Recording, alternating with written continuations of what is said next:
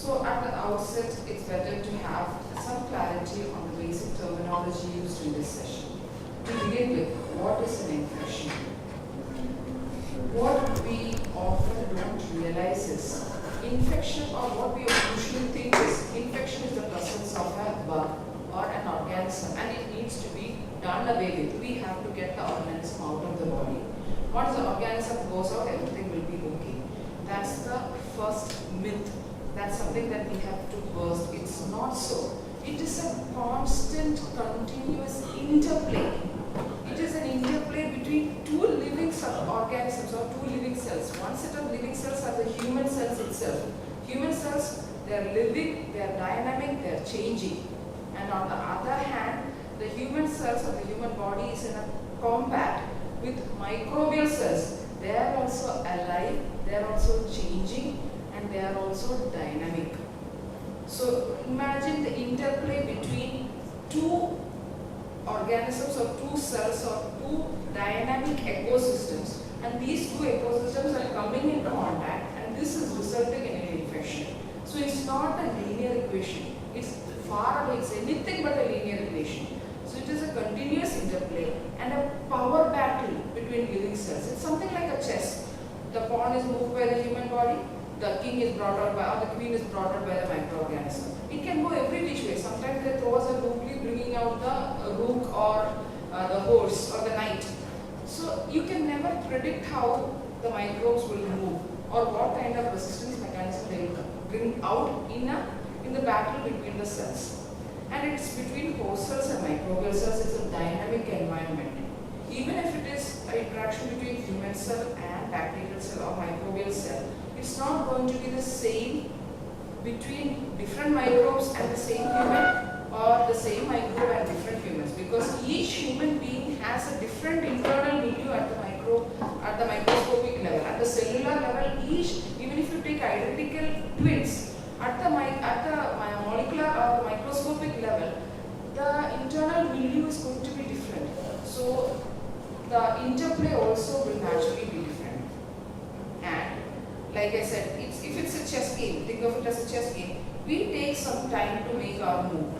The thing is, the challenging part of it is microbes take a fractional time compared to that to make their move. Their generation time is often in minutes. So if they mutate, the mutant gene or the mutant strain will be all over the place within a matter of few hours or days.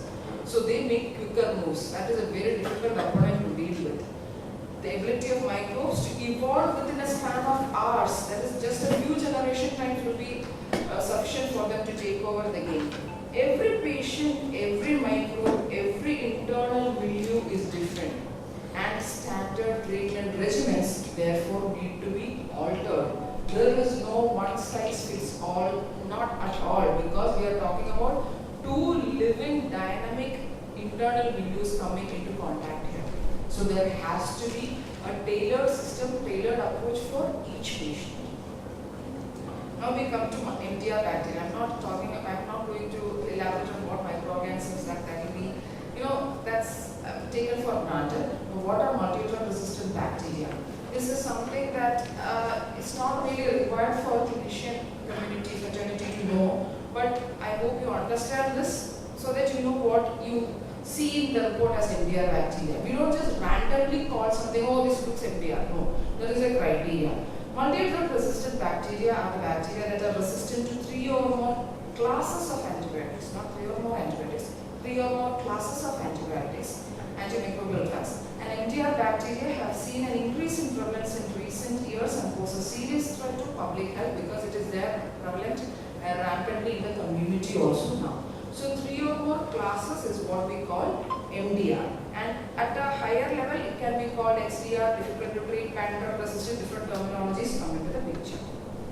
Now CDC has separate set of definitions, and CDC says that just calling 3 classes of antibiotics, that is not sufficient, because each organism is different. Just like how we are all different, each organism is also different. So MRSA, for MRSA to be called, for any staphylococcus to be called MRSA, it should be oxygen resistant, cefoxygen resistant, or methicillin resistant by standard susceptibility test. VRE DRE is defined, the terminology is defined not for the entire Enterococcus. There are species of Enterococcus which are intrinsically resistant to vancomycin. So if you have an Enterococcus gallinaриum or Enterococcus cassiflavus which is reported as vancomycin, don't raise a hue and cry because they are intrinsically resistant. It's just like, you know, Diptimadu is often seen in the Bindi.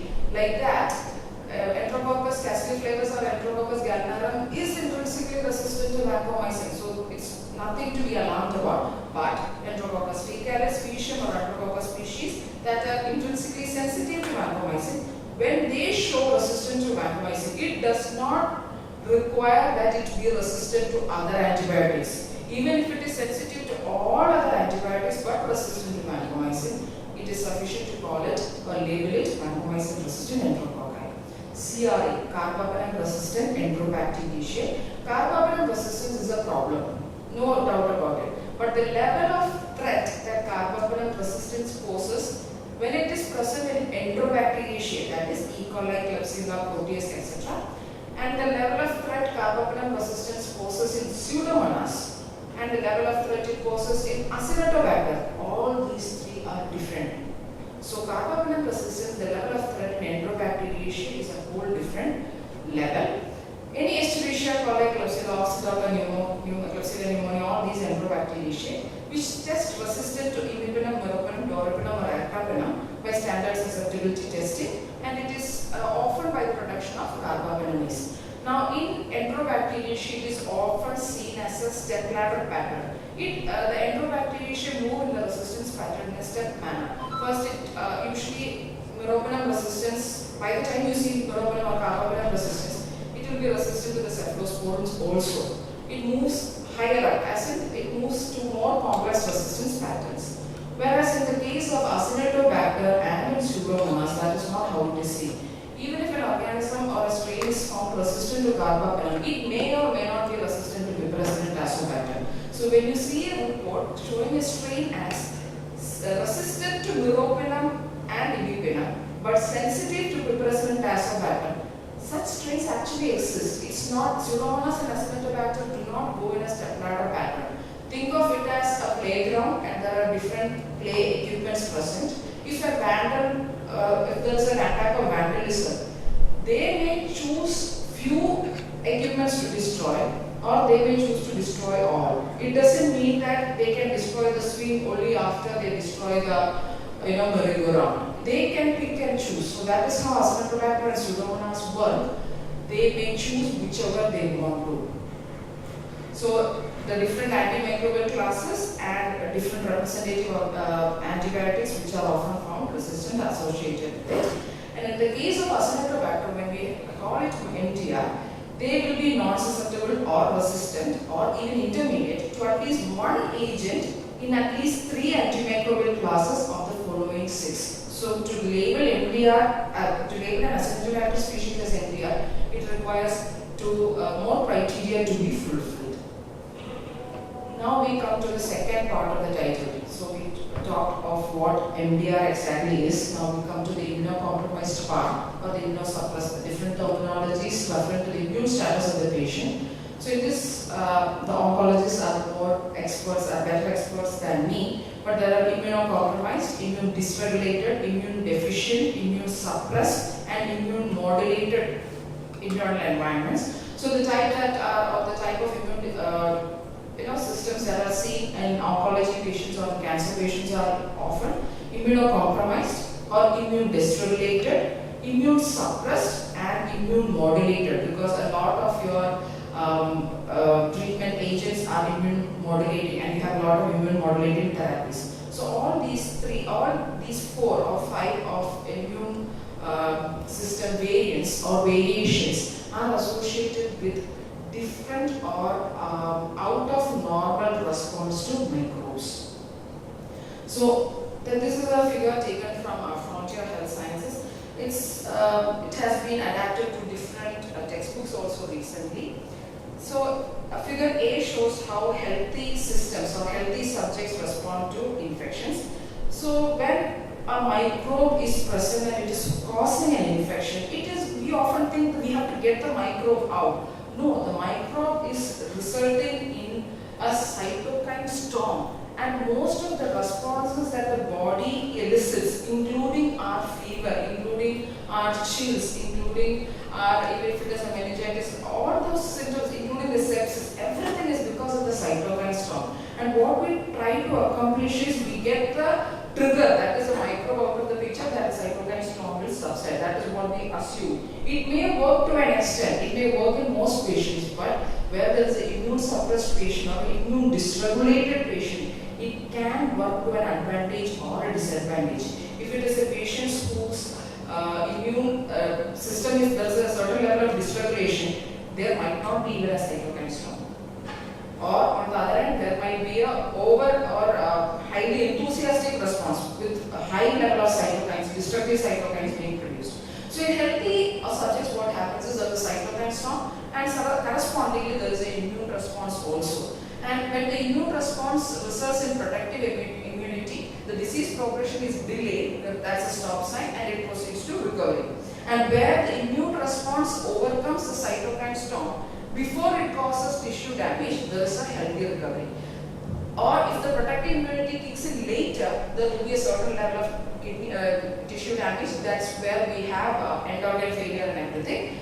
So it's on the timeline that the recovery happens. Now in immunocompromised, whether it's pediatric or adults, what happens is there is a cytokine storm, and if there is immune suppression due to disease and therapy, in certain number of cases, the cytokine storm itself may be reduced in the response, or in certain cases the immune response may be delayed or the immune response may be less vigorous, as a result of which tissue damage and disease progression may progress, but protective immunity gets blocked, as a result of which the disease persists or the infection persists. So we have to understand the truth of it, and where cancer patients are concerned, it's all on the immune system. What level of response is the immune system showing at that point of time, and what kind of therapy, whether it is immunomodulatory therapy or whatever level of immune suppression the patient is in, that determines whether or not the cytokine storm is accentuated or the immune system is accentuated. Now, factors predisposing to MDR infections, especially in long-stay patients, baseline immune functions. Yes, even if the patient was diagnosed as whatever carcinoma, CA lung, maybe recently in the last year, 5 years back also the patient would have had a baseline immune status. We all have different immune status. And if you look at your own infection history, you would realize that I am more predisposed to lung infections, or I get lung infection, or once I have a URPA, there's a higher chance of it developing into LRTI. So our baseline immune status is always there. On top of that, we have the added equation of the immune suppression. So what happens is often we pay attention to the biggest issue at hand. So once cancer comes into play, you forget about what the patient's basic immune status was. The patient was more predisposed to a certain systemic infection, then we should recollect, we should go back to the history and understand that, so that we can put into the equation the factor of immune suppression and make better sense of the data. Then the destruction of mucosal barriers, PICC lines, central lines, intravenous catheters, all these things are mucosal barrier disruptions, and it predisposes to infection. But just because you are afraid and you want to prevent infections, you can't choose not to have intravenous barriers being broken. Where it is needed, it needs to be done, but with a lot of caution. And we have to understand that people who have these indwelling devices, they are at higher risk and need to be monitored better, especially at that site. Antibiotics and antibiotic treatments and prophylaxis. What we need to realize is the fear itself is a problem. Just because you are afraid or you think your patient is more predisposed to infection, hitting with antibiotics predisposes them to multi-drug resistance. Immunomodulating therapies in ICU, past and present exposure to microorganisms, and colonization by resistant microorganisms. That is a huge problem, because the longer the stay in a hospital environment, the higher the chances of multi-drug resistant organisms from the hospital environment being colonized on the patient's body, and the colonizers are usually the one that turn into pathogens.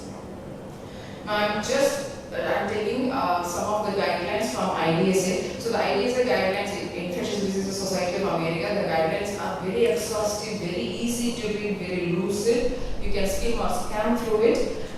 So what I've done is I've taken just DTR Pseudomonas because it is difficult to go through the entire thing in such a short time. I have already overshooted 2 more minutes. So this is a reference. I think the PPT will be shared and you can refer to the whole thing. So if there is a multi-drug resistant Pseudomonas aeruginosa, what are the preferred antibiotics? Seems like a straightforward question. Now when you see, the answer itself is 3 slides.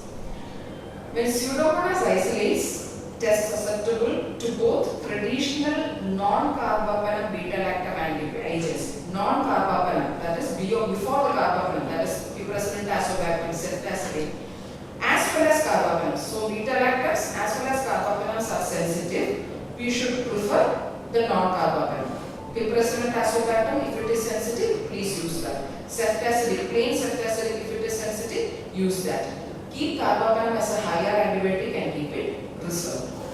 For infections caused by Pseudomonas aeruginosa, not susceptible to any carbapenem agent but susceptible to traditional beta-lactams. That is what I said earlier. There may be cases where, a good number of cases actually, where it is resistant to meropenem but it is sensitive to piperacillin, tazobactam.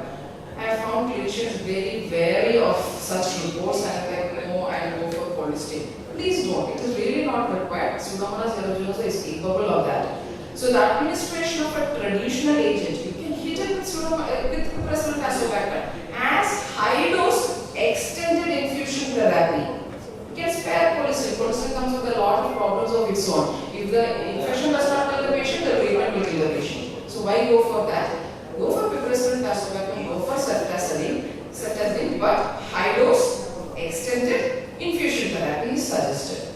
For critically ill patients or those with poor source control, if Pseudomonas aeruginosa is there in the renal system, if it is a pyelonephritis, it is very difficult to percolate, or if it is an osteomyelitis, that is poor source control, with Pseudomonas isolates resistant to carbapenems but sensitive to traditional beta-lactams, use of newer beta-lactam agents is advised. So if it is pure source control, don't put in piperacillin, tazobactam, high dose extended infusion therapy and expect good results. If it is poor source control, we need better percolation, we need better agents. So in such cases, cephalosporin, tazobactam, ceftazidime, avibactam. So this is a case where piperacillin, tazobactam is sensitive, but you have to go for ceftazidime, avibactam or imipenem, cilastatin and relebactam.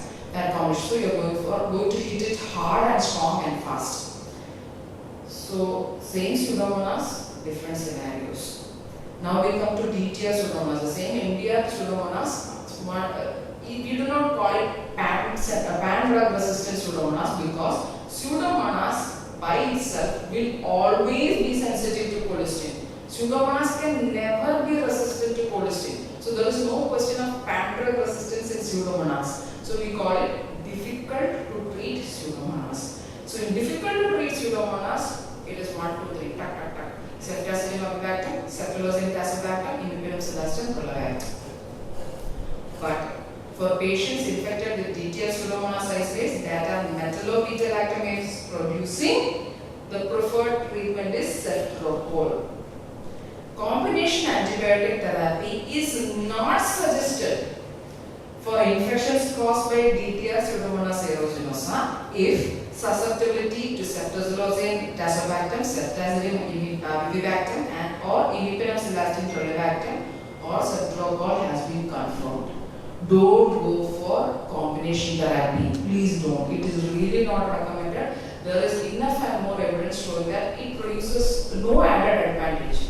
No added advantage at all. If you spare it, if you spare the second added antibiotic, you may be able to use it at a later instance.